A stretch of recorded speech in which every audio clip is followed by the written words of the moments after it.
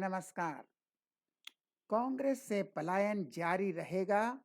बहुत से दिग्गज नेता कांग्रेस छोड़कर दूसरे पार्टी में जा रहे हैं, खासकर बीजेपी में जा रहे हैं। कांग्रेस के सब अ, कद्दावर नेता सब कांग्रेस छोड़ के भाग रहे हैं और कांग्रेस पूरी तरह से वही बेकार के लोगों की पार्टी बन गई है।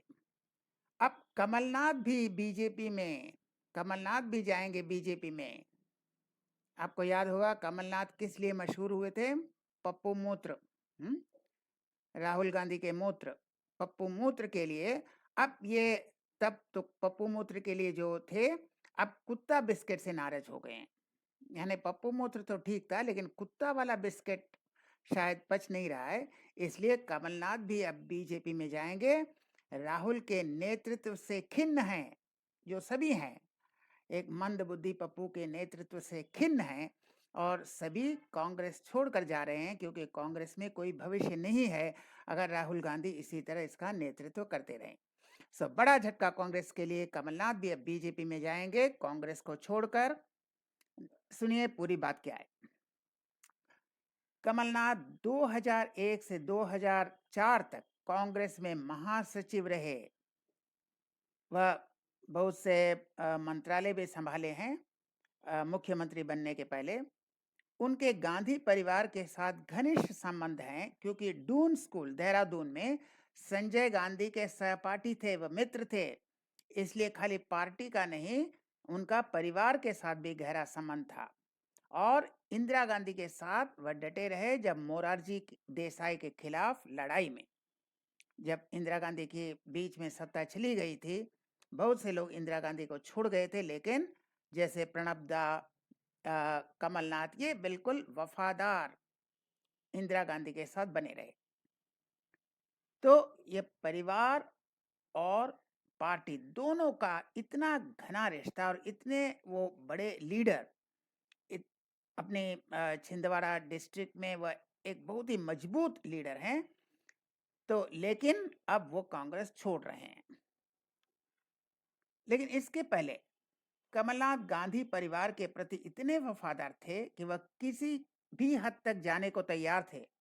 सोशल मीडिया पर वायरल हुआ पप्पू मूत्र तो आपको शायद याद होगा। तो सुनिए वो पप्पू मूत्र वाला video. I had given a narration of that, but what is not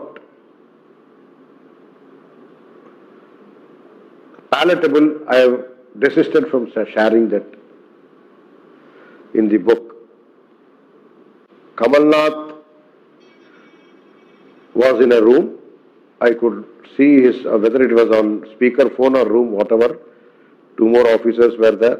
They wanted to repeat. He kept on repeating, "Aap maan jao." I said, "Sir, मैं सच के साथ हूँ. I will cannot change the narrative. This is the truth." He told me कि लोग बाग राहुल गांधी के पेशाब पीने के लिए तैयार होते हो, आप इतना छोटा सा फेवर नहीं कर सकते। I retorted back saying that सब आप लोगों को पेशाब पीने का टेस्ट होगा, आप लोग पीजिए, मैं नहीं पीता, मैं सच के साथ खड़ा हूं। ये थे RVS मणि, ये फॉर्मर अंडर सेक्रेटरी थे मिनिस्ट्री ऑफ होम अफेयर्स में। उन्होंने एक किताब लिखा था जहां पर किस तरह से कांग्रेस ने हिंदू टेररिज्म का एक नकली नैरेटिव चलाया था। तो उस किताब में वर्णन है ये हिंदू टेररिज्म के नकली नैरेटिव के बारे में। तो कमलनाथ ने कहा था, भाई थोड़ा नैरेटिव चेंज करो ताकि हम मोदी जी को, तब जो गुजरात के मुख्यमंत्री थे, प्रधानमंत्री नहीं थे, मोदी जी को फंसाना है, तो मोदी जी को फंसाने के लिए जरा नैरेटिव चेंज कर दो। तो RVS मणि ने कहा, नहीं हम ऐसा नहीं कर सकते, हम तो सच के साथ रहेंगे। तो कमलनाथ ने कहा, बाहर लोग राहुल गांधी का पेशाब पीने के लिए तैयार हैं, आप इतना छोटा काम नहीं कर सकते। तो RVS मणि ने जवाब दिया था, आप लोगों को पेशाब पीने का टेस्ट होगा, आप लोग पीजिए, मैं नहीं पीता, मैं सच के साथ खड़ा हूं।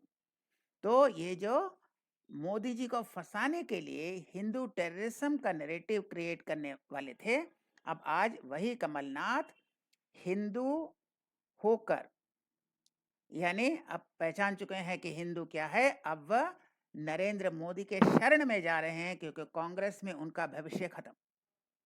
जो मोदी जी को फंसाने के प्लान कर रहा था, वह अब मोदी जी के शरण में जाएगा।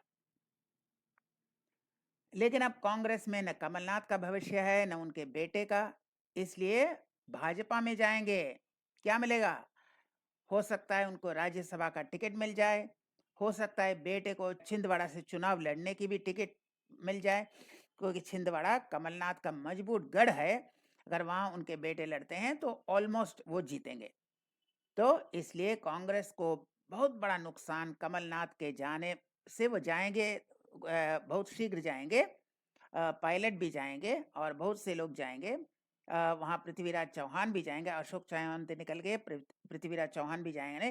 केरल में बहुत से लोग जाने वाले हैं, गुजरात में बहुत से लोग जाने वाले हैं, छत्तीसगढ़ में बहुत से लोग जाने वाले हैं। कांग्रेस को बहुत बड़ा नुकसान, और कांग्रेस एकदम शून्य बटा सन्नाटा पर आ रही है।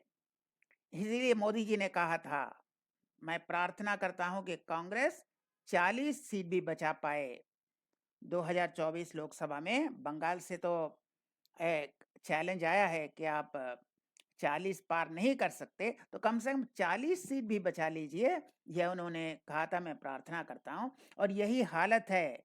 और इस तरह सब बड़े बड़े नेता अगर छोड़ गए तो ये 40 क्या 4 भी शायद इनका ना हो।